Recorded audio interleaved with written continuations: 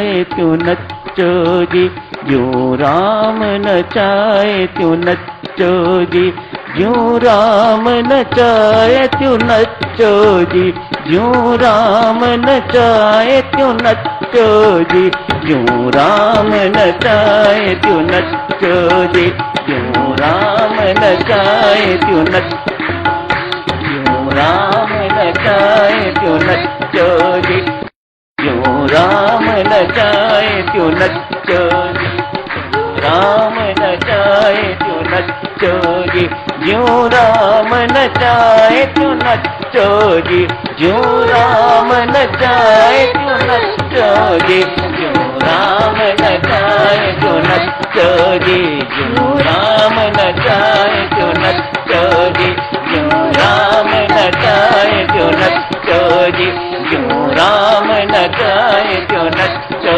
जी, ज्यों राम नचाए त्यों नचो जी, ज्यों राम नचाए त्यों नचो जी, ज्यों राम नचाए त्यों नचो जी, ज्यों राम नचाए त्यों नचो जी, ज्यों राम नचाए त्यों नचो जी, ज्यों राम नचाए त्यों नचो जी, ज्यों राम नचाए त्यों नचो जी। धन्यवाद देवियों, बहुत बहुत धन्यवाद। एक सूचना है सर, सुनो।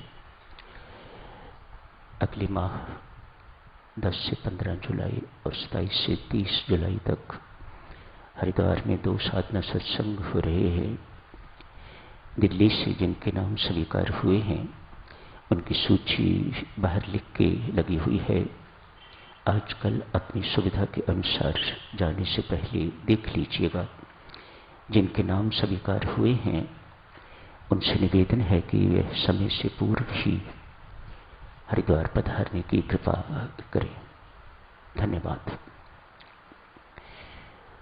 लीला के अंतर्गत चर्चा चल रही है, भगवान की इच्छा ही सर्वोपरि है। सब कुछ इस संसार में जो घटित होता दिखाई देता है, अपने ऊपर, औरों के ऊपर, ब्रह्मांड में, तीनों लोकों में, वह सब परमात्मा की ही इच्छा के अनुसार घटित हो रहा है। ऐसा दिखने लग जाए, यदि किसी साधु को ऐसी अनुभूति होने लग जाए तो वह परमात्मा की कृपा का पुण्य पात्र ही होगा। उसे परम शांति लाभ होगी। वह हर वक्त परमानंदित रहेगा। उससे किसी प्रकार की चिंता, उदासी, बेचैनी इत्यादि या भय नहीं हुआ करता। वह सब कुछ, जो कुछ भी परमात्मा के घर से आता है, उसे प्रसाद स्वीकार करता है। कैसा भी है, उसके प्रति कभी कोई भी किंतु परंतु नहीं करता। ऐसा साधक हो जाता है। कल आप जी की सेवा में रावण की उदाहरण रखी गई थी। रावण की उदाहरण इसलिए रखी गई थी, अपने आप को महाशक्तिशाली, अपने आप को अति बलवान समझने वाला भी परमेश्वर के विधान से बाहर तो नहीं जा सकेगा। अगर ऐसा महसूस होता है कि थोड़ी देर के लिए वह प्रकृति के नियमों का उल्लंघन कर रहा है, अंततः उसे परमेश्वर के विधान में ही भुगतना पड़ेगा। विनाशकारी अंत, ऐसा अंत जैसा रावण का हुआ साधु किसी शत्रु का भी ना हो। 1 लाख परिवार के सदस्य मरते वक्त कोई अंत्येष्टि करने वाला नहीं था, कोई आग देने वाला नहीं था।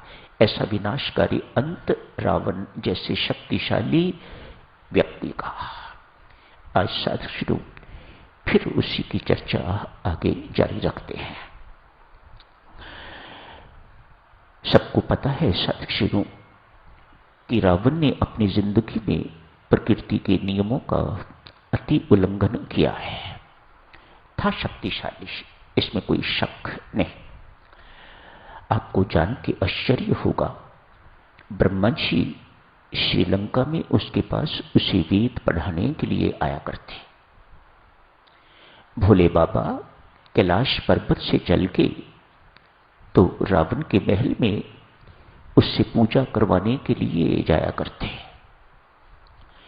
देवी देवता हमेशा उसके द्वार पर खड़े रहते, ग्रह इत्यादि आसपास मटकते रहते।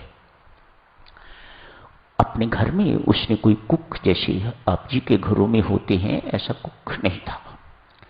साक्षात अग्नि देवता कुकिंग का काम करते थे रावण के घर में। ऐसा शक्तिशाली व्यक्ति रावण। शनि देवता, दूसरे ग्रह इत्यादि सब उसके इशारों पर नाचते। ऐसा शक्तिशाली व्यक्ति, ऐसा बलवान व्यक्ति रावण,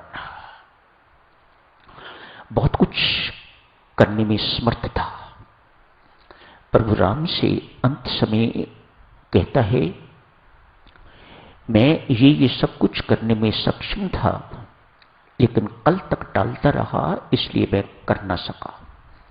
मेरा बहुत हार्दिक इच्छा थी कि ये सागर जिस द्वारा लंका घिरी हुई है, खारा है, इसे मीठा बना दूं, इसे दूध से भर दूं,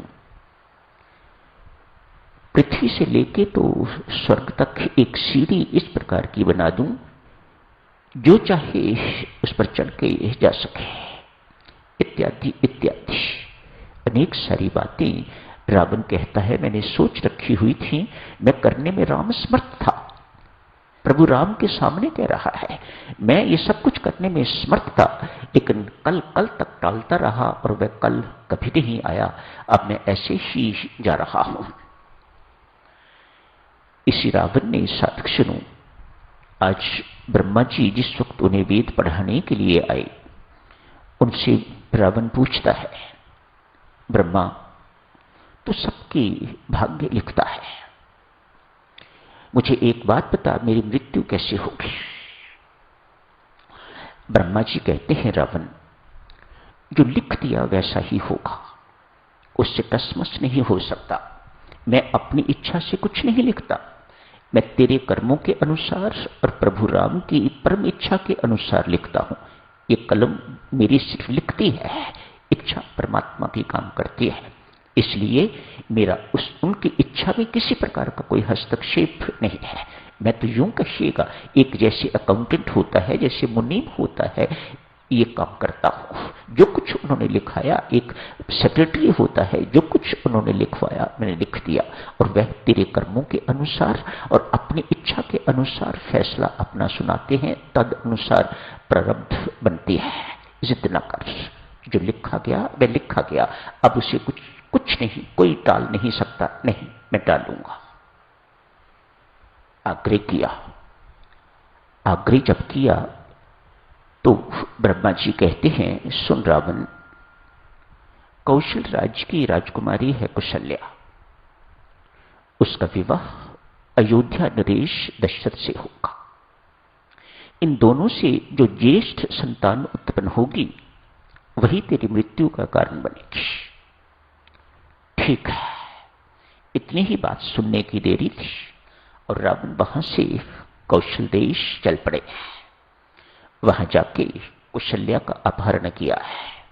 इस सीता का अपहरण कोई नई बात नहीं, उसके लिए उसने जिंदगी में न जाने कितने अपहरण किए हैं। शास्त्र कहता है कि उन्होंने